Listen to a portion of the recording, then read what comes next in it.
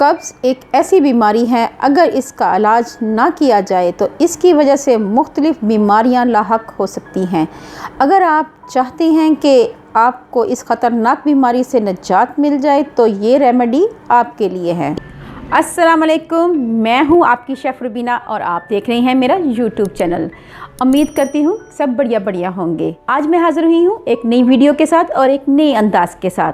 तो फिर देर किस बात की, वीडियो को शुरू करते हैं। कब्ज़ से निजात हासिल करने के लिए करना ये है कि आपने 1 गिलास गर्म दूध में रोगने बादाम 2 चम्मच डालकर रोज़ाना रात सोने से कबल पीना है। जिस तरह की भी और जितनी भी पुरानी कब्ज़ होगी इसका नामो निशान मिट जाएगा। इसको आपने तकरीबन 3 हफ्ते इस्तेमाल करना है, इंशाल्लाह शफा मिलेगी। दूसरा ये है कि आपने रोज़ाना कम अज़ कम 4 लीटर पानी नीम गर्म पीना है।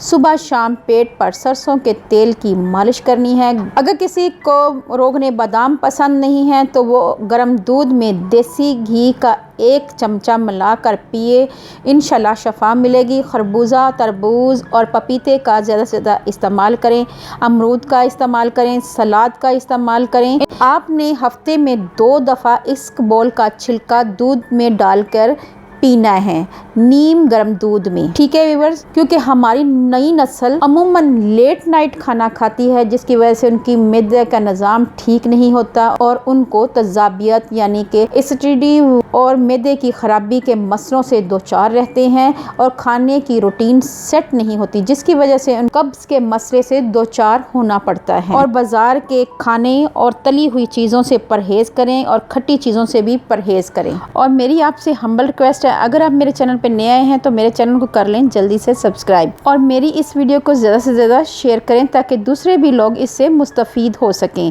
अल्लाह पाक आपको सेहत तंदुरुस्ती वाली ज़िंदगी दे, आप पर रहमतें और बरकतें नाज़िल करे।